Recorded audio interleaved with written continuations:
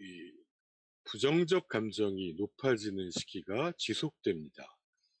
이거는 이제 나중에 피크가 한 1년 이렇게 되거든요. 그래서 일주기 반응이 있습니다. 그래서 일주기 반응이라는 거는 특별히 유가족 입장에서는 본인의 가족을 잃었다면 그 날짜가 다가오는 게 굉장히 고통스럽고 죄책감을 많이 느끼게 됩니다. 그러다 보면은 이제 사실 우리가 세월호 유가족 같은 경우에 자살로 사망하신 가족이 벌써 여러 분 있는데 대개는 이제 4월 달에 돌아가신 분들이 많습니다. 그 정도로 일주기 반응이 참 괴로운데 이후에 대개 지역사회는 이제 회복의 경과로 가지만 물론 이 가운데에도 또 다시 악화되기도 하고 여러 가지 과정을 겪게 되는데 물론 재난마다 굉장히 상이합니다. 보통이 이렇다는 것인데 지금 코로나 같으면 이게 10개월째 현재 진행형이지 않습니까? 그런 점이 우리가 참 경험해 보지 못한 재난. 역사책에서나 읽었던 뭐 스페인 독감이나 패스트 같은 수준의 참 엄청난 영향을 주는 감염 재난으로 생각됩니다. 이때 그러면 누가 제일 마음에 영향을 받느냐? 1차적인 피해자는 감염 재난에서는 확진자이고요. 그 다음에는 그 유가족과 그 사람을 아는 동료와 친구들입니다. 사실 지금 코로나로 인한 서 이제 돌아가신 분들 같으면은 장례도 제대로 치르지를 못합니다. 이거는 정상적인 애도 반응을 심각하게 방해하거든요. 그래서 사실 매우 괴롭습니다.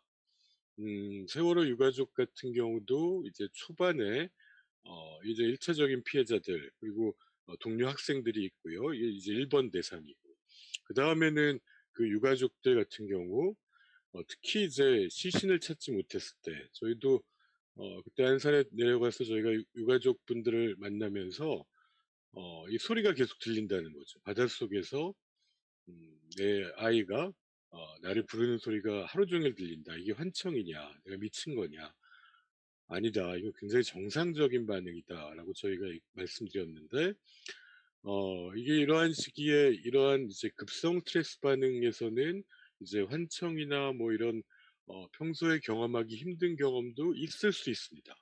그 극도의 죄책감이나 방금 누구하고 통화를 하고는 내가 뭘 했죠? 뭐 이런 해리 반응도 있고요. 이게 극도의 스트레스를 경험하는 분들이고 그 다음에는 또 이 구조요원과 재난관리자 분들도 있습니다. 사실 세월호 사고 이후에도 우리가 경찰 그리고 이때 교감 선생님도 돌아가셨죠. 우리나라에서 특히 이거에 책임을 맡은 분들이 많이 자살로 돌아가시는 안타까운 일들이 있었는데 본인의 책임이라고 느끼는 거죠. 그리고 내가 구하지 못했다. 또 이제 세월호 때 잠수사분들 이런 분들 또 지금 같으면 감염 재난의 시기에는 이제 의료진, 방역진 이분들도 정신건강에 위기가 올 수 있고 지역사회 이제 전체에 영향을 미칠 수 있는 것입니다. 근데 이제 이 감염 재난은 어느 정도 영향을 미치느냐. 우리가 흔히 확진자라고 분류하는 사람의, 이전에 이제 사스가 돌았을 때, 이게 1년을 이후에 지켜봤는데도 40%가 우울감을 느끼고, 한 사스를 경험한 절반이 외상후 스트레스 장애 수준의 괴로움을 1년 이상 가지더라. 이제 감염에 이제 이후에 살아남은 1년 후에 이건 우리나라 데이터거든요. 이거는 이제 메르스 때 1년 후에 추적 조사를 했는데도 뭐 이 정도로 높게 이제 우울감이나 외상후 스트레스를 보였다는 그런 보고가 될 정도입니다. 그래서 사실 우리나라는 지금 다른 나라에 비해서는 사정이 굉장히 괜찮습니다. 뭐 2만 5천 명이라고 해도 이게 전 세계로 치면은 80몇 위 정도군, 89위 정도일 겁니다, 아마. 굉장히 5천만 명의 국민이 사는 나라에서는 매우 낮은 비율인데, 저희가 이 자살 예방이나 이게 정신건강하는 외국 사람이랑 국제 세미나하고 매일 주고받을 때, 지난 3월 달에요, 그, 제가, 출근하는 사람이 저밖에 없었어요. 나머지는 출근을 못하고, 지금 병원을 열고 있는 나라가 또 많지 않습니다. 지금 예를 들어 미국의 뉴욕이나 노스캐롤라이나 같은 데서는 외래가 닫아서 외래 진료를 100% 온라인, 지금 여러분과 저희가 지금 이 줌 같은 걸로 온라인 세미나를 하고 있는데 외래 진료를 이런 식으로 봅니다. 이런 식으로 외래 진료가 제대로 될까요? 제대로 안 될 확률이 높죠. 그래서 의료에 대한 접근성이 떨어지면서 뭐 재발하는 분들도 있고, 또 의사들도 놓치는 게 많아지니까 스트레스가 많아지고 이런 상황입니다. 그래서 법미보건기구에 이제 칼리사 사무총장이 이런 얘기를 지난달에 했는데, 코로나 팬데믹으로 인한 정신건강의 문제는 세계 모든 나라 초대형 악재다. 정신건강을 돌보는 것이 코로나19 대응의 핵심이 되어야 된다라고 말할 지경이었습니다. 근데 이때에 사실 그럼 나도 무슨 이상이 있는 건가? 대개는 그렇지 않습니다. 대부분의 이때의 스트레스 반응은 지극히 정상적인 반응입니다. 저희가 이 시기에 정신건강의 전문가들도 시민들을 만날 때 핵심적인 메시지가 이 정상 반응이라는 겁니다.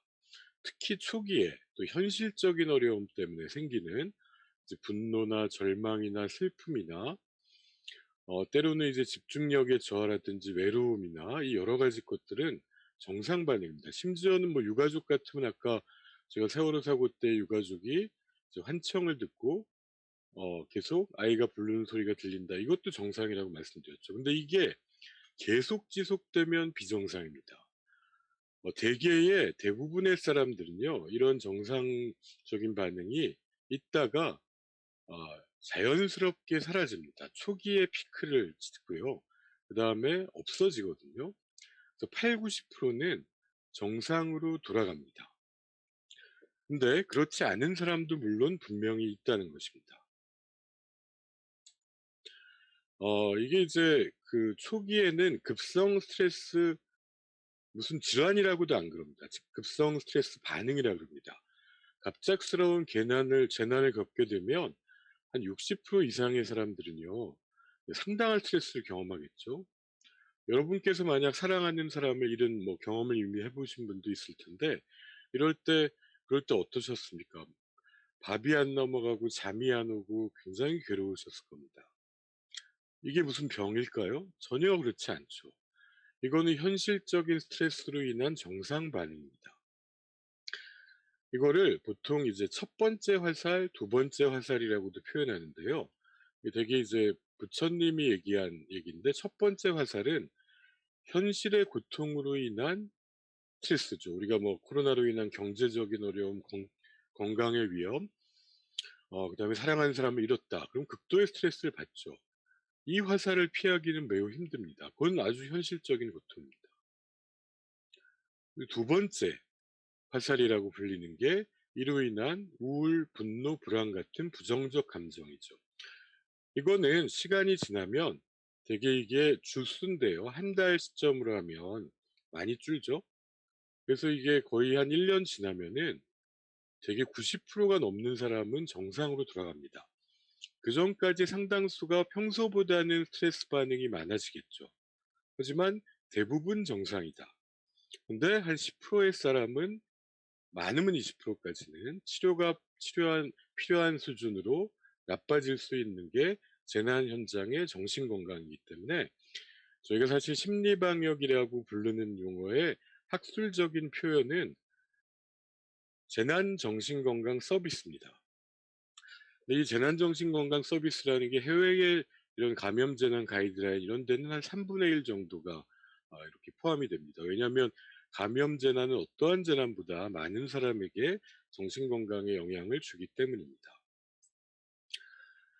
이때 누가 제일 위험하냐 하면은 평소에 우울증이 있었던 사람이 악화되기가 딱 위험성이 있죠. 왜냐하면 치료가 중단되기도 쉽고요. 새로운 커다란 스트레스를 만났기 때문에 여러 재난 관련한 연구에서 일치되는 결과를 보였습니다.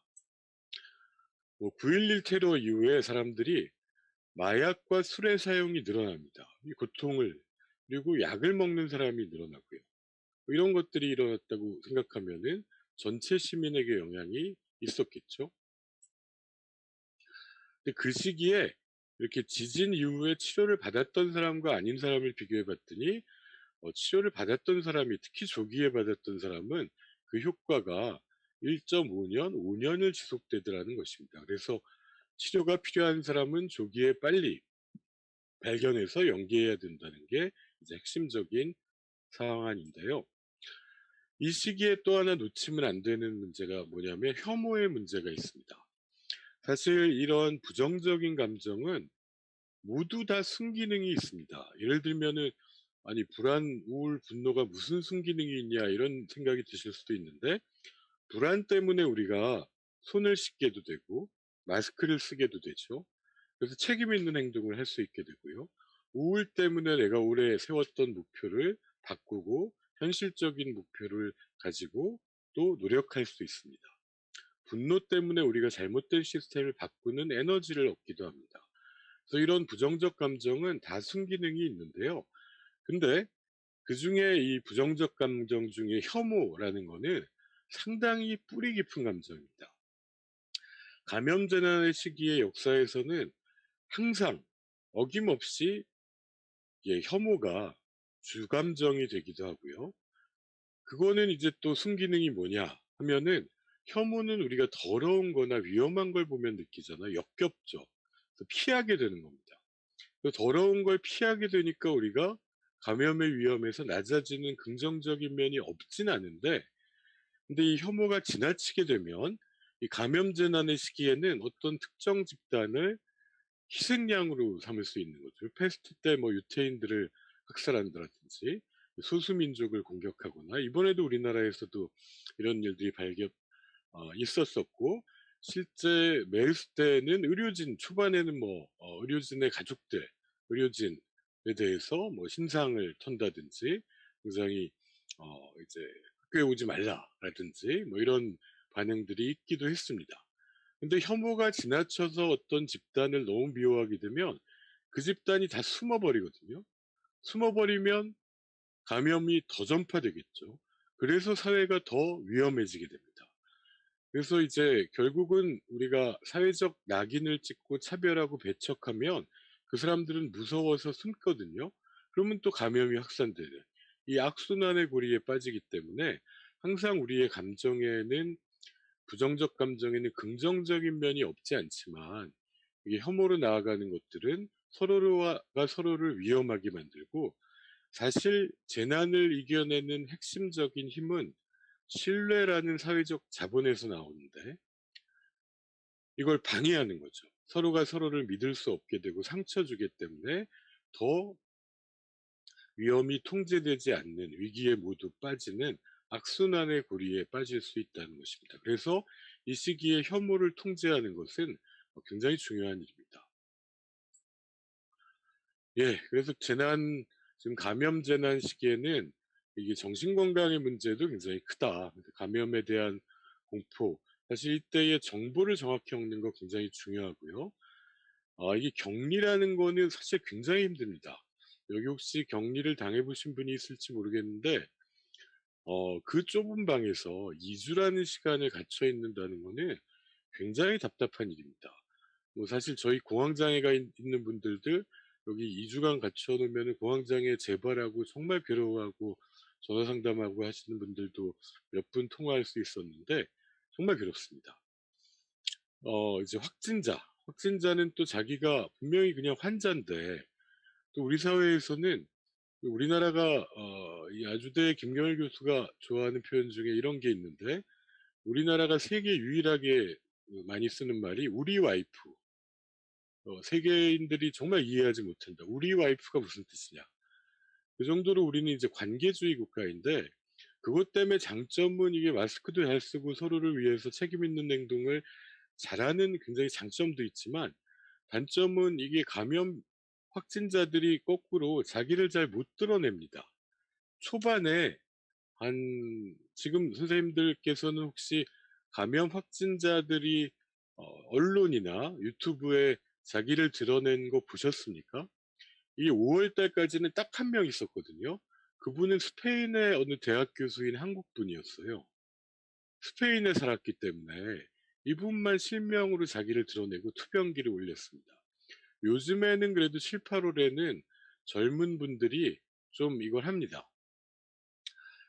자기를 드러내는 거죠. 근데 정말 많은 사람들이 물론 뭐 신천지라든가 뭐 여러 가지 혐오 이슈도 있었지만 대부분의 분들이 자기가 확진됐었다는 걸 못 드러내고요. 직장에서 직장 문을 닫게 한 자기가 마치 가해자인 것처럼 죄책감을 갖고요. 그 직장에 다음에 출근도 안 해버리고 그냥 사표를 내버리기도 하고, 그다음에 남들이 나를 어떻게 볼까?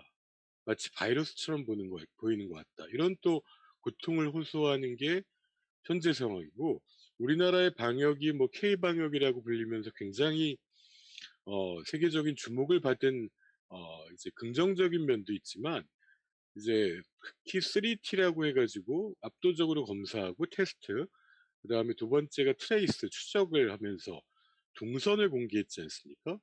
그러다 보니까 이게 자가격리자나 확진자들의 신분이 노출되는 일이 뭐 비일비재하게 벌어졌습니다.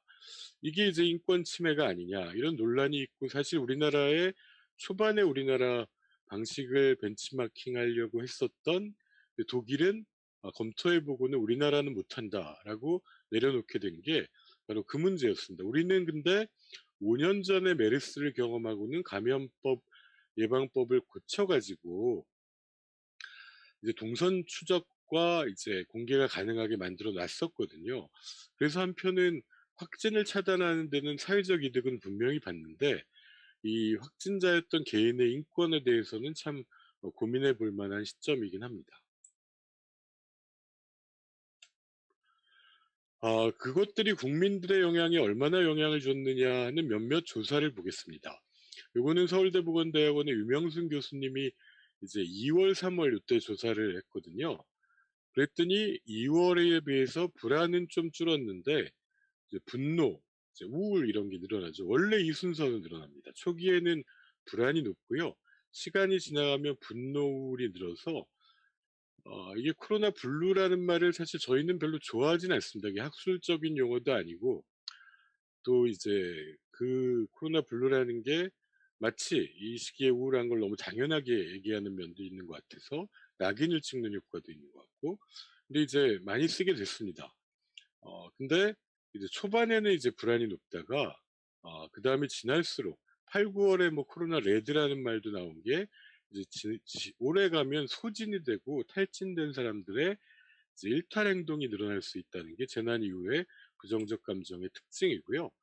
요거는 한국 트라우마 스트레스 학회의 조사 결과인데, 여기서 보시면 여기에 자가보고 척도기 때문에 정확한 건 아니지만 보시면 한 19%의 정도가 자가보고 척도로 고위험군입니다. 그 정도가 사실은 이제 불안의 고위험군이었고, 3월. 그다음에 우울도 이제 대부분의 척도가 이게 평소에 게 2018년 거고요. 지금 20년의 코로나 비교하면 모든 면에서 나빠졌죠. 전 국민의 우울 점수가 올라갔다는 건 사실이긴 합니다.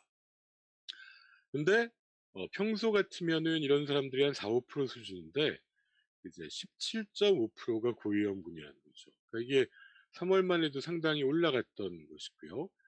그러니까 평소보단 올라갔지만 80% 이상의 국민은 정상 수준이다. 10에서 20%는 도움이 필요할 수도 있다. 요 정도를 얘기할 수 있고, 그다음에 이거 조금 깨지는데, 이거를 이제 트라우마 스트레스 학회 3월, 5월, 9월 했는데요. 저는 이거를 9월 달 조사를 10월 초에 받아보고는 사실 정신건강 전문가로서는 충격받았습니다. 왜냐하면 이 우울 고위험군이 22%입니다. 자살 고위험군이 14%에 가깝습니다. 더 늘었죠. 3월, 5월보다도. 이 자살 고위험군이 13.8%가 된 거고요. 이게 20, 30대가 더 늘었습니다. 여기 정리해 보면, 이거는 근데 우리나라가 해외 조사, 영국의 조사라든가 캐나다 조사라든가 우리가 방역에 있어서는 좀 형편이 난데, 정신건강 측면에서는 또 그닥 차이도 없게 영국도 딱 20%가 나왔는데 고위험군이 22%로 증가했고요. 그 다음에 자살 사고가 13.8 자살의 사고라는 건 자살을 생각한다는 뜻이거든요. 이게 13.8%라는 거는 평소에 이게 5%가 안 되거든요. 근데 두세 배가 늘은 거죠. 그래서 이거는 이게 정상 국민 집단이 아니라 마치 피해자 집단 조사처럼 나온 겁니다. 그래서 저희가 상당히 우려할 수밖에 없는 정도의 수치입니다. 근데 뭐 저는 얼마 전에 이 얘기를 자영업자로 8-9월에 너무 고생하신 분한테 "아이고 이게 우리 결과가 이렇게 나와서 참 걱정이다." 그랬더니 자영업자이신 이분은 자기 주변에는 85%가 자살을 생각하고 있다 그러셔 가지고 사람들이 이제 깜짝 놀라기도 했는데 그 정도로 힘들다. 이게 이제 경제 위기 측면이 있기 때문입니다. 죄송합니다. 다행스럽게는 지금 저희가 세월호 사고 이후에는 이런 재난정신건강 서비스 심리 방역이 이제 기본 서비스가 됐습니다. 그래서 지금 중수본에도 심리지원팀, 복지부 통합심리지원단 해서 뭐 1577-0199로 전화하시거나 1393 자살예방 상담 전화로 전화하고 센터에서 찾아가고 뭐 이렇게 민간단체 뭐 신경정신의학회나 심리학회나 트라우마 스트레스 학회나 이런 데서 지침도 만들고 뭐 전화도 지원하고 한 거가 뭐 150만 건 이렇게 됩니다. 그만큼 도움을 요청하는 국민이 많아졌다는 거는 긍정적인 면도 있지만 평소보다 폭주해 가지고요. 이게 전화를 다 못 받을 지경인 상황입니다. 이 시기에 이제 혐오나 부정적 감정을 통제하는 게 굉장히 중요하다. 이게 사실 그 세계보건기구의 가이드라인인데요. 뭐 이게 사실 요즘에 미국에서나 뭐 트럼프가 하는 거 보면 이 가이드라인이 무슨 소용인가 싶기도 한데 원래는 우리가 메르스 때 잘못한 게 여기 다 있고 지금은 뭐 질청의 정은경본부장이나 잘하는 게 여기 다 있습니다. 이게 뭐냐면 과도하게 안심시키지 마라. 이 메르스 때 저희가 초반에 제일 큰 실수가 이거였거든요. 과도하게 국민을 안심시키려고 했습니다. 근데 이제 한번 그렇게 해보고 지금은 우리 정부가 안 그러죠. 오히려 안심이 될 만한 건 하위 정보에 포함시키고 모르는 건 모른다 그러고 아는 건 안다 그러고 대중의 감정을 조롱하지 말고 뭘 할지를 분명히 알려주고 잘못이 있다면 인정하고 이렇게 하라는 거죠. 정직하게. 오히려 심각한 걸 심각하게 표현하고 현실의 딜레마를 경제를 잡을 것이냐 코로나를 방역할 것인가의 딜레마를 솔직하게 인정하고 국민의 이해를 구하는 게 낫다는 거죠. 그리고 불안을 통제하거나 없애려는 걸 목표로 하지 말고 이걸 정상 반응으로 인정하고 때로 어느 정도의 과도한 반응은 용인하고 실수는 빨리 사과해라. 이게 감염 시기에 리더십에 훨씬 도움이 된다. 지금 여러분들이 어디에 계시든 간에 리더로서는 지금의 불확실성을 인정하고 다양성을 인정하고 의견을 모아가는 어느 때보다도 민주적인 과정이 필요한 시기인 것 같습니다. 정직이 최상의 정책이라는 것입니다. 근데 이제 그 재난 관련해 가지고 이게 최악의 결과는 자살인데 재난과 자살은 이게 재난의 성격과 대처에 따라서 결과가 매우 상이합니다. 어떤 재난은 자살이 오히려 줄기도 했고요. 느는 경우도 있고 예를 들면 쓰나미나 9.11 엄청난 사고였죠. 쓰나미 때 수십만 명이 사망했는데 자살이 늘지 않았습니다. 반면에 홍콩에서 사스를 경험한 1년 동안에 노인 자살이 급증합니다. 이게 노인들이 더 외롭고 고립되고 치료나 지원에 접근하지 못해서라고 설명합니다. 동일본 대지진 때 약 2만 명이 사망했는데 이 미야기 지역 그 동북부 3개현 같은 데는 첫 해에는 자살이 줄었습니다. 허니문 피리어드라고 볼 수도 있는 거죠. 2년 후에 증가한 겁니다. 그리고 특히 정신건강 서비스나 지원이 없었던 데서 도서 지역이나 더 늘었습니다. 원전 사고가 있었던 후쿠시마도 동일한 결과를 보였다고 합니다. 우리가 이번에 코로나 때는 그럼 어떻게 될 것인가? 우리나라 자살률이 높은 건 다 아실 겁니다. 이게 자살률이 급증하기 시작한 게 물론 이전에 통계가 정확했냐는 얘기는 있지만 보시면 다 경제 위기 때죠. IMF, 미국 저기 가계부채 대란, 미국발 금융위기 이럴 때마다 자살이 급증해서 2011년에 15,906명으로 피크를 찍었습니다. 근데 한편 그동안 20년 동안에 이 경제 위기를 겪었지만 우리나라의 국민 소득은 10,000달러에서 30,000달러를 넘었습니다.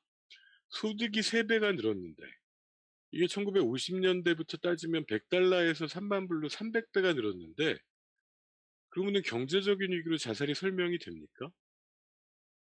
이것만으로도 설명이 안 되죠. 근데 1998년과 지금이랑의 가장 큰 차이 중에 하나는 이때만 해도 가족이 또 이웃이 있던 시대였고요. 지금은 산업화되고 핵가족화된 대한민국의 1인 가구가 최대를 차지하는 나라가 됐다는 겁니다. 이때의 사회적 안전 시스템이 없으면 그때 자살이 급증하는 겁니다. 이거는 대한민국이 지금 이런 자살의 심각함을 겪고 있지만 북유럽, 행복한 나라로 대표적인 북유럽도 1980년대 후반에 국민소득이 3만 불 넘었는데 자살이 우리보다 높았습니다. 그 다음에 사회적인 시스템이 갖춰지고 정신건강의 문제를 이야기할 수 있게 됐을 때 지금은 뭐 절반 이하 3분의 1 수준으로 준 겁니다. 코로나 위기의 핵심은 지금 장기화되면서 이게 얼마나 경제적인 어려움을 주느냐. 지금 실업 줄고, 실업 늘고, 그 다음에 3월만 봐도요, 실업이 급증하는데 누가 늘었겠습니까? 여기 보면 제주가 1등으로 늘었거든요. 여행이 많은 직업을 관련된 사람들이 가장 많이 늘었겠죠. 그 다음에 대면 서비스 하는 사람. 그리고 대면 서비스 하는 사람 중에 취약한 일자리를 누가 많겠습니까? 20대가 많겠죠. 20대 취업자 수가 또 줄고 있는 게 또 현재의 상황입니다. 그러면 그게 자살에 어떤 영향을 주겠냐? 우리나라 자살의 원인이 경찰청 통계로 1위가 정신건강의 문제, 2위가 경제적 문제, 3위가 신체적 질병입니다. 건강 문제가 50% 정도 되는데 이거는 주 원인을 조사한 건데 심리부검 결과를 보면 한 명의 자살 사망자는 평균 4개의 주요한 스트레스 요인이 중첩돼서 나타납니다. 일본도 똑같거든요. 딱 정신건강의 문제 이런 게 없습니다. 예를 들면 실업이 있어가지고 경제적으로 어려워지면서 가족에게 미안하고 또 갈등이 생기고 그러다가 우울증이 생기고 그래서 고립되고 외로운 상황에서 몸까지 아프더라. 그럼 최악이죠. 이럴 때 이제 자살이 일어나는 거예요. 이렇게 최소 4가지가 이렇게 연속적으로 일어날 때 우리 주변의 사람들이 삶의 위기에 빠지고 그 최악의 결과가 자살인 것입니다. 근데 코로나로 인해서 정신건강의 문제, 여태까지 정신건강 지표가 다 나빠지는 거 보셨잖아요. 경제적 문제, 실업이 늘고 자영업자의 도산이 늘고 있고, 건강 문제, 코로나 자체가 지금 건강의 위협이고, 사실은 코로나 자체의 건강의 위협도 크지만, 코로나 사망자보다 코로나 때문에 이제 치료 접근성이 떨어지는 걸로 인한 사망자가 더 클 수도 있는 게 또 현실입니다. 이 삼중고가 악순환인데, 뭐 사실 우려되지 않을 수 없는 그런 상황인 거죠. 근데 다행히 보면은 우리가 마치 전에 동일본 대진 진다 이런 때처럼 재난이 왔는데 자살 사망이 줄었습니다. 여기 이제 초록색으로 보이시는 게 2020년 잠정치고요. 잠정치라는 거는 경찰 통계입니다. 여기에다가 이게 1년에 걸쳐서 통계청이 원인을 보정하고 뭐 해외 사망자 합치고 국내 주소지가 있는 사람이 외국 간 사람 합치고 경찰 통계는 사고 발생 지역을 중심으로 하는 거고요. 통계청은 주민등록상으로 분류하고 이러면은 한 7, 8% 차이가 납니다. 그럼에도 불구하고 잠정치끼리만 비교해도 지금 2018년, 19년보다 줄었죠. 5월까지는 줄었습니다. 일본도 이렇게 줄었습니다. 그래서 참 다행이다 싶었는데 6월이 됐더니 처음으로 늘기 시작한 겁니다. 일본도 7월부터 늘기 시작했습니다. 또 누가 늘었냐면 여성이 늘었습니다. 여성은 2019년 통계에도 우리나라의 자살에 물론 자살 사망자 1위는 40, 50대 남성입니다. 인구 비중이 제일 많기 때문이기도 하고요. 베이비 부머 세대고 비율 따지면 노인이 제일 높습니다. 물론 자살 사망자는 남성이 또 두세 배 많은데 여성 같으면 요즘에 증가율이 또 높습니다. 이게 여러 가지 이유가 있을 것 같은데 지금 코로나 시기에 또 여성 자살이 늘고 있다는 것들은 분명히 관심이 필요한 시점입니다. 왜 여성이 늘 것인가? 이 통계에는 지금 경찰청 통계만으로는 안 되기 때문에 좀 더 분석의 시간이 필요한데 누가 이제 그 원인이 뭐냐고 얘기하면 쉽게 얘기할 수 없습니다. 근데 뭐 이런 얘기는 할 수 있습니다. 이제 25세 이하의 경우에는 여성의 실업률이 남성보다 높습니다. 그 서비스 업종 같은 게 더 취약해서라고 설명하고 있고요. 두 번째로는 20-30 대의 이 여성의 자살 시도가 늘었는데 특히 전국 통계나 서울 통계에서 이것들은 이제 양육에 대한 부담, 애들이 학교도 안 가고 유치원도 안 가니까 이런 것들이 혹시 없나. 영국 같으면 이제 가정 폭력도 늘었다고 보고하고요. 이런 걸 염려하지 않을 수 없고 세 번째는 뭐 이거는 이제 WHO에서도 얘기하는 게 그 치료 접근성과 함께 여성이 코로나 등으로 인한 스트레스에 남성보다 조금 더 취약할 수 있다. 왜 그렇게 설명하냐면 이게 남녀의 이제 스트레스에 대한 반응 중에 여성은 사회적 지지가 좀 더 중요한데 코로나 같은 감염 재난이 이제 사회적 지지를 더 줄이기 때문에 남성보다 여성이 더 취약할 수 있다. 이렇게 보는 것도 세계보건기구가 말 한 바는 있기 때문에 말씀을 드립니다. 그리고 또 뭐 여러 가지 이제 젠더 이슈 같은 것들이 또 있을 것입니다. 이럴 때 그러면 정신건강 문제를 어떻게 도와야 되는가는 이때는 앞에 강조드린 대로 치료가 아니라 응급처치, 퍼스트 에이드가 필요합니다. 이걸 이제 심리적 응급처치라고 표현하고요. 이 교육은 사실 누구나 받을 수 있습니다. 그래서 이게 재난정신건강 이런 홈페이지에 가시면 또 받으실 수 있고 그래서 내 주변에 재난이 있는 사람을 자원봉사 같은 걸로 도와주실 때 활용하실 수 있습니다. 그런데 서비스의 핵심은 이게 이제 작년에 불의의 사고로 재작년이죠. 벌써 2018년 12월 30일에 사고로 우리 곁을 떠난 고임세원 교수가 제일 개발에 기여한 보고 듣고 말하기 생명지킴이 교육, 이게 자살 예방 교육인데 이거랑 비슷합니다. 이제 심리적 응급처치나 이런 거나 다 자살의 이제 위험을 정신건강의 경고 신호를 알아주고 보기죠. 그다음에 마음으로 듣고 그다음에 필요하다면 전문 서비스, 지원이나 사회적 지원, 치료에 연결하는 것이 통해서 우리는 생명을 구할 수 있다. 이 교육은 전문가가 받는 것이냐? 결코 그렇지 않다. 일반인들이 받아야 된다는 거고 요새 뭐 코로나 시기에 이제 영국 같으면 아예 NHS 영국 보건의료 시스템에서 이걸 만들어 가지고 정부에서 만든 거죠. 전 국민한테 배포해 가지고 수십만 명이 교육을 받기도 했고요. 한국에서도 지금 센터, 정신건강복지센터, 자살예방센터를 중심으로 해서 이런 교육들을 온라인으로 지금 시행하고 있습니다. 근데 이제 이때에 이런 교육을 뭐 1시간짜리, 2시간짜리, 3시간 받는다고 전문가가 되는 거 아니지 않습니까? 근데 의외로 이게 위기에 빠진 사람들은 이 절망 때문에 도움을 요청하지 못합니다. 예를 들자면 그 임세원 교수의 책 중에 이런 책이 있습니다. 죽고 싶은 사람은 없다. 말이 됩니까? 작년 기준으로 13,799명이 자살로 사망했는데 죽고 싶은 사람이 없다니요? 이게 무슨 뜻이냐? 자살을 생각하는 사람은 이 현재의 고통을 벗어나는 유일한 방법으로 자살을 생각한 것이다. 결코 죽음 자체를 바란 것이 아니다. 이렇게 설명했거든요. 그래가지고 이분들이 절망 때문에 도움을 요청하지를 못합니다. 그래서 거꾸로 자살을 정말 생각하는 사람은 도움을 주려 그러면 아무 필요 없다. 얘기하면 뭐하냐. 난 주변에 짐만 된다. 이런 마음을 가지는 거거든요. 그래서 이 사람들의 마음을 끌어내려면 적극적으로 경청해줘야 되는 거고요. 제가 뭐 이번에 생활치료센터에 전화 상담하면서 느낀 게 이분들이 2주 보통 자가격리하다가 확진이 나오면은 또 이제 생활치료센터로 가면 뭐 한 달, 거기 계속 음성이 안 나오면 5주, 6주씩 입원해 있었거든요. 그럼 그 기간 동안에 월급이 없잖아요. 경제적 위기죠. 카드값이 막 이제 그때 이 고민을 쭉 듣고 '이거는 정상 반응이다. 여기 있는 보건복지상담센터 119로 전화해라.' 그때 이제 3월 말이었으니까 조금만 지나면 정부가 분명히 긴급재난지원금이나 어떤 대책이 나올 수 있다.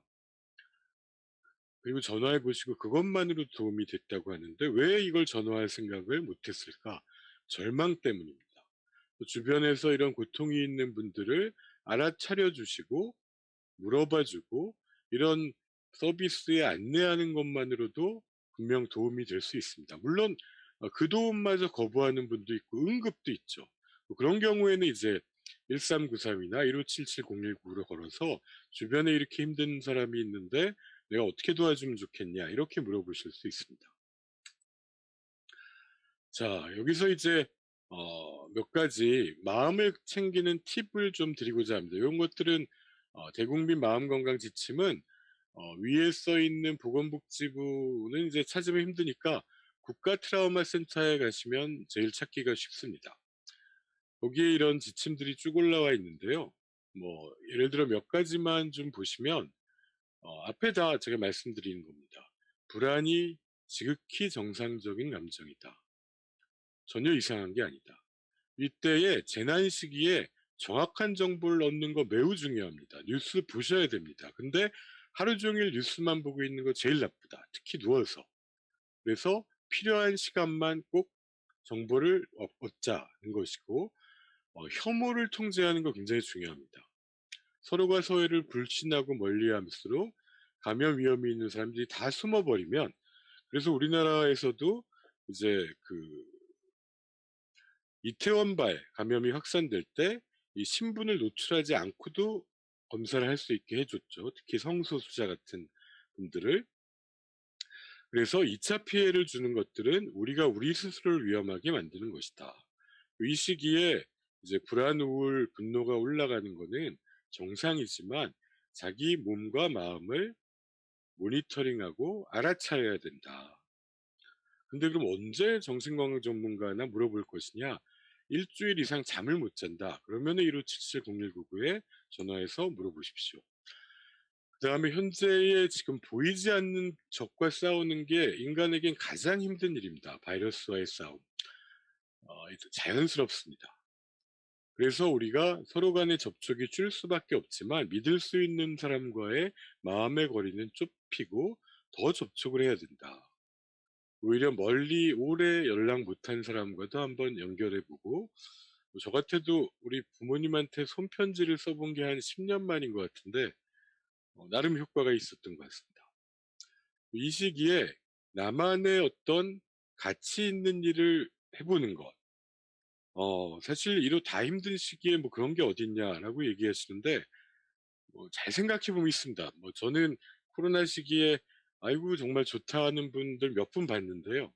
몇 분 중에 한 분은 8 월에 2 단계 때 어 맨날 남편이 술 이제 곤드레 만들어가 돼 가지고 집에 들어오는 사람인데, 8 월에는 9 시에 가게가 항상 다 문을 닫으니까 9 시에 탁 들어오더라, 취하지도 않고. "정말 코로나 좋다." 뭐 이렇게 얘기하시는 분이 한 분 있었습니다. 근데 대부분의 분들 중에 그래도 긍정적인 얘기를 하시는 분은 코로나 때문에 생긴 시간, 그 시간을 잘 관리하는 게 도움이 되더라. 그래서 어떤 분들, 특히 뭐 이렇게 IT 업계나 이런 데 있으신 분은 이제 뭘 할까 고민하다가 저런 걸 하셨대요. 그 하드디스크 정리하기. 그랬더니 지금 20 년째 있었던 별별 데이터들, 뭐 사진들 이런 걸 봤더니 오히려 옛날에 '아 내가 이런 아이디어가 있었구나. 또 이런 추억이 있구나.' 또 상기하고 자기를 돌아보는 데도 도움이 되더라라고 그러시는데, 대신 지금 6 개월째 했는데도 아직 다 못했다. 뭐 이런 분도 계시던데, 이 시기에 이제 감염에서의 안전도 확보하면서 어 내가 할 수 있는 일을 찾아보는 것. 그걸 통해서 또 자신의 일상의 루틴을 유지하는 건 참 중요한 것 같습니다.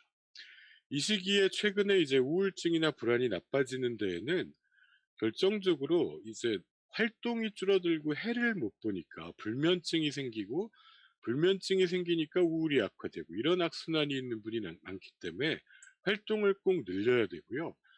이게 자가격리를 경험하신 분들을 추적 관찰한 연구에 의하면 코로나19 전에 이제 메르스나 사스 같은 감염재난 때 제일 후유증 없이 회복한 사람들이요.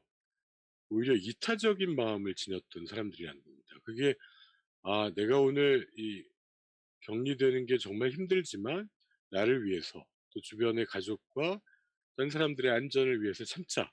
이런 이타적인 마음을 먹었던 사람들이 자기의 건강에도 도움이 되고 면역력을 지키더라는 거죠. 그래서 이 시기에 오히려 더 힘들고 아프고 이 코로나 시기에 고위험군은 사실 장애인, 노인, 또 이제 임산부라든지 이제 만성 질환이 있는 분들, 이 코로나 고위험군과 똑같지 않습니까? 이런 분들에게 관심을 갖고 도우려고 하는 게 내 건강에도 이롭더라라는 것이고요. 또 그런 행동은 여러분 선생님들의 아이들에게도 그 시기에 우리 부모님이 이렇게 같이 재난을 이겨냈더라. 아이들이 부모가 말로 하는 데서 배우지 않습니다. 부모의 행동을, 재난 시기에 부모가 보여준 행동을 보고 모델링하기 때문에 그런데도 좋은 모델이 되실 수 있지 않을까 생각합니다. 그래서 이 재난을 이기는 사회적 자원에서 사실 경제적인 거 중요합니다. 선진국이란 나라는 이런 자원이 많죠. 그 자원에는 예산을 써서 인력을 들여서 극복할 수도 있지만 또 하나의 커다란 자원이 사회적 자본이고 그게 신뢰입니다. 이 연대감이나 신뢰가 높은 사회가 재난을 융통성 있게 위기에 대처하면서 잘 이겨낼 수 있기 때문에 서로가 서로를 지켜줘야 될 시기다라고 생각이 됩니다. 참고로 이제 조금 더 자세한 감염 관련 이런 방역 지침은 국가 트라우마 센터에 가시면 저런 책이 또 하나 있습니다.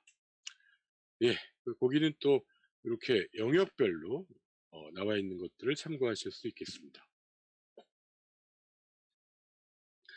그래서 이때에 이제 오늘 이제 다양한 분들이 많이 참여하셨다고 들었는데 실질적으로 그럼 어떤 대책이 필요하냐를 마지막으로 말씀드리고 정리하겠습니다. 이거는 우리나라뿐만이 아니라 전 세계적인 건데 유엔의 폴리시 브리프에 보면 이게 해외에서도요. 우리나라도 코로나 첫 번째 사망자가 장기 입원 입소자였는데 외국도 그렇습니다.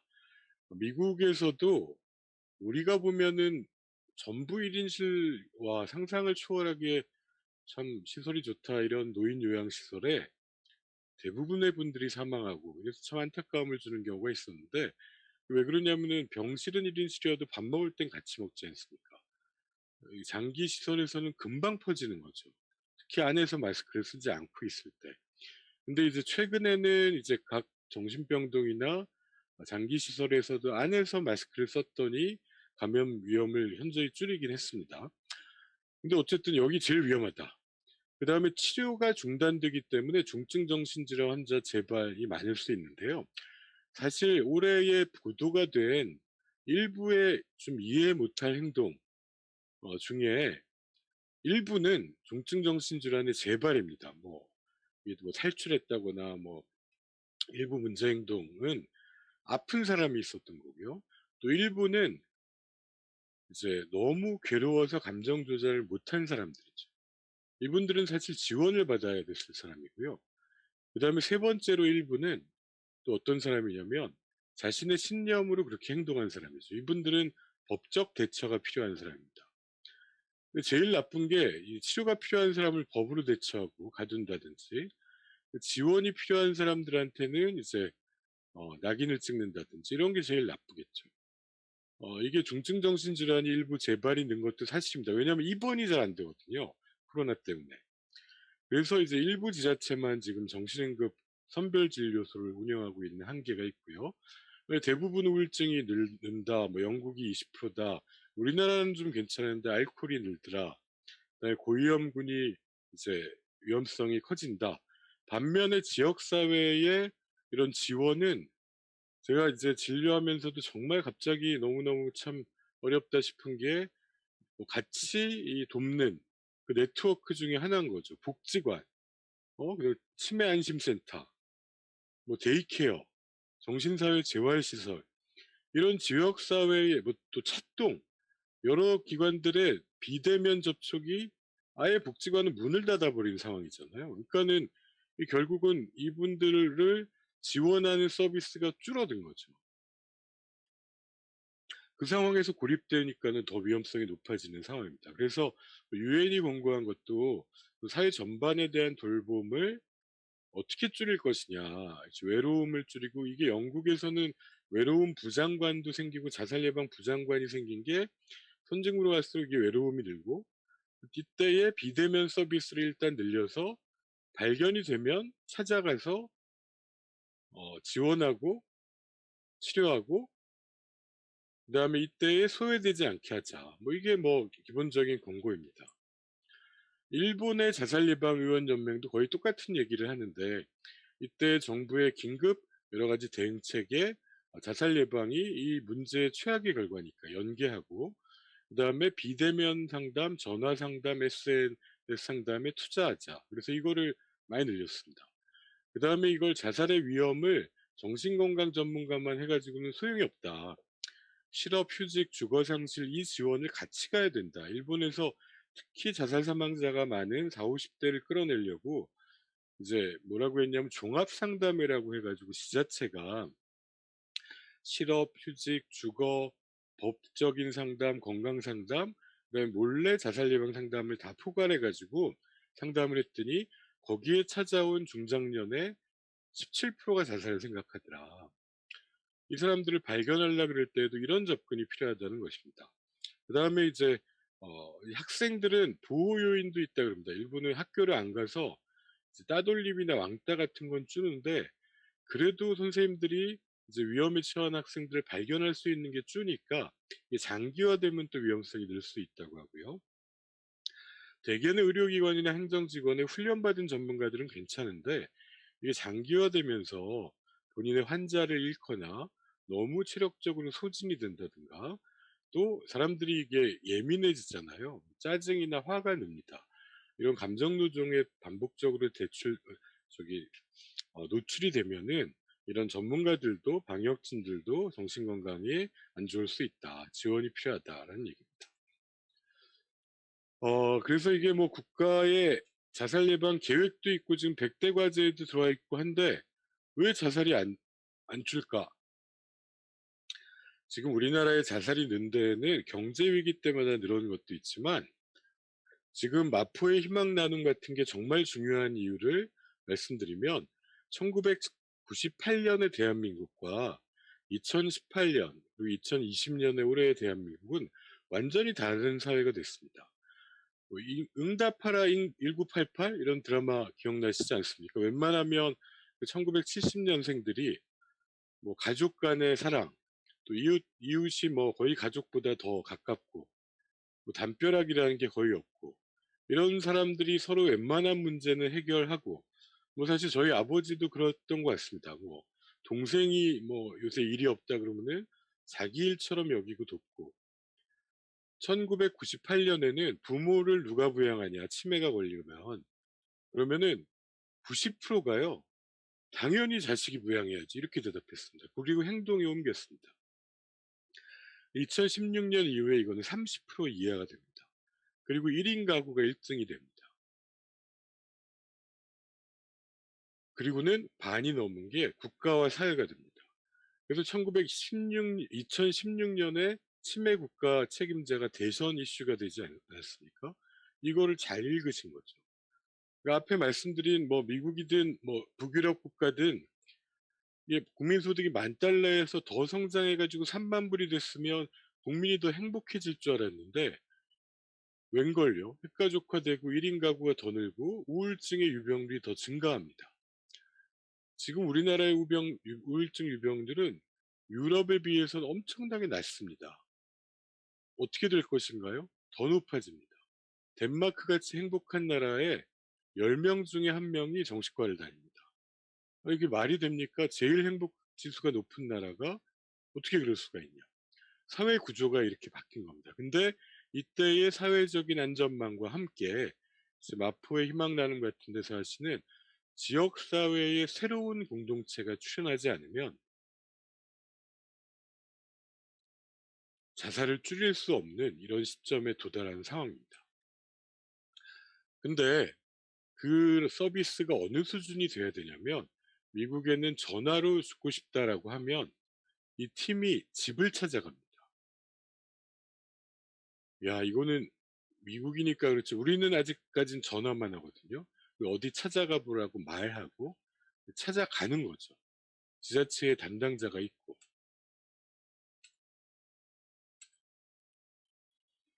미국이 그러니까 그거는 선진국 얘기지. 대만은 어떻게 하느냐. 대만에 자살 위험군이 있다.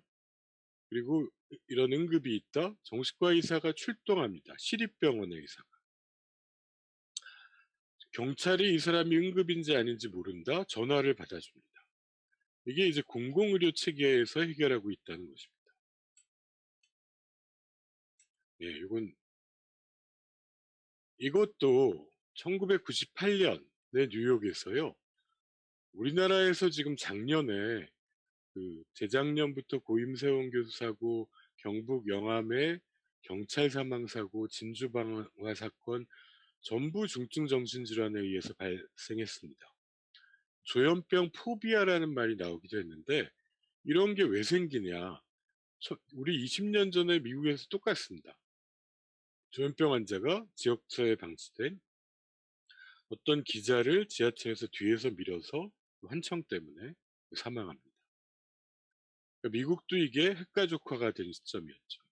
그래서 이런 방치된 환자를 그러니까 지금 있으면 지금 우리나라의 정신건강복지센터는 유일하게 할 수 있는 건 설득이거든요. 가서 설득해서 그 사람을 치료받게 만들 때까지 설득합니다. 근데 그게 말로 잘 되겠습니까? 미국에서는 그거를 법원에서 결정합니다. 평가를 받으세요. 그 다음에 지금 어떤 위험성이 있으면 치료를 받으셔야 됩니다. 법원이 결정해주고 영국 호주는 준사법기관이 보건복지부에 소속한 그런 기관이 결정해주니까 설득만이 아니라 공적 책임하에 공공기관을 통해서 진행된다는 것입니다. 인권과 치료를 동시에 잡아야 되는 시스템, 지역사회의 책임성이 우리는 아직 부족합니다. 결국 우리나라가 지금 뭘 해야 되느냐 하면은 우리나라가 K방역에서 제일 잘한다는 게 뭡니까? 지금 확진자를 지자체가 책임지고 외국 사람들이 기절하는 게 코로나가 확진됐더니 지자체가 압도적으로 많은 검사를 하고 이렇게 차로 지나가면서 드라이브 스루로 검사하죠. 자가격리되어 있으면 지자체에서 찾아가서 먹을 걸 라면을 막 갖다 준다. 그 다음에 격리가 잘 되고 있는지 계속 전화하고 이후에 코로나가 확진되면은 치료시설로 다 연계해 주죠. 그 다음에 퇴원하고 나서도 팔로업하고 어플 갖다 주고 이러죠. 그래서 이 부분을 한국이 자랑하는 건데 반면 코로나로 삶의 위기에 빠진 사람, 자살을 생각하는 사람, 경제적 위기에 빠진 사람, 실업이 된 사람, 이 사람들을 지자체가 책임지고 서비스하고 있습니까? 그건 못하는 겁니다. 왜 그러냐? 우리 사회가 지금 미국이나 유럽은 반면 국민소득이 10,000달러대 이런 문제가 생겨서 30,000달러대 인지가 되고 4, 5만 달러로 넘어가면서 지자체가 이 시스템을 갖췄습니다. 지자체 책임하에 이런 위험에 빠진 사람을 구조하는 찾아가는 서비스가 있습니다. 대한민국은 이제 차동 서비스 같은 거 생기고 지역사회에 희망나눔 같이 공동체 운동이 시작되고 서비스가 공백 또는 분절된 상태입니다. 사실 그렇기 때문에 코로나에 대한 거는 잘할 수 있는데 이러한 이제 지역사회의 경제적 위기, 정신건강의 위기를 제대로 접근해서 도울 수 있을 것인가 굉장히 염려되는 상황입니다. 그게 전화 SNS가 지자체까지 연결이 되어야 이게 되고 그 다음에 대상별로 맞춤형 지원과 정책이 필요한데 우리가 이게 지금 취약한 상황입니다. 결국 이제 이런 정신건강 심리방역은 이 위기에 빠진 한 사람에 대해서 여러 사람이 물론 모든 걸 다 해결해 줄 수 없습니다. 하지만 그 옆에 사람이 한 명이라도 있고 같이 노력해서 하나씩 해결해 가면 그 희망을 가지고 또 불씨를 밝히고 또 나갈 수 있는 거거든요. 그런 사회가 좀 더 살만한 사회입니다. 근데 우리 사회는 아직까지 시스템을 갖추지 못한 상태에서 코로나를 맞았습니다. 코로나가 모든 변화를 가속화시킨다면 지금 이거는 정부나 지자체가 할 일이 분명히 있습니다. 책임성을 가지고 인력을 투여해야 되는 거고요. 또 민간이 같이 해야 됩니다. 지역사회 커뮤니티 사회운동이 돼야 됩니다. 일본이 지난 10년간 자살률을 34%를 줄였는데 그 대부분이 은퇴한 노인들이 지역사회에 가서 자원봉사를 하면서 커뮤니티에 있는 민간인들이 이런 자살 예방, 희망 나눔 일 같은 걸 하면서 그 지역을 더 살만하게 만든 것들이 공공 서비스와 같이 가면 자살률이 주는 것입니다. 예, 그런 면에서 앞으로도 관심 부탁드리고요. 이제 마지막 슬라이드입니다. 이 코로나 제발 없었으면 제일 좋았을 것입니다. 근데 이 니에브루의 기도라고 하는 게 저희가 인지행동치료, 정신치료의 목표 얘기할 때 많이 인용합니다. 바꿀 수 없는 일은 받아들이는 평온을 주시고, acceptance라고 하죠. 이제 수용, 받아들여야 됩니다. 바꿀 수 있는 일은 바꿀 수 있는 용기를 주시고, 그래도 여기서 우리가 맞서고 변화를 시켜내야 되겠죠. 최악은 바꿀 수 없는 거에는 미련을 가져서 마음만 아파하고, 바꿀 수 있는 거는 미리 포기하는 것일 것입니다. 이 둘을 구분하는 지혜는 한 사람, 두 사람의 힘이 아니라 우리가 집단이, 사회적인 집단의 지성을 통해서 모여서 머리를 맞대야 될 것 같습니다. 예, 경청해 주셔서 감사합니다. 마치겠습니다.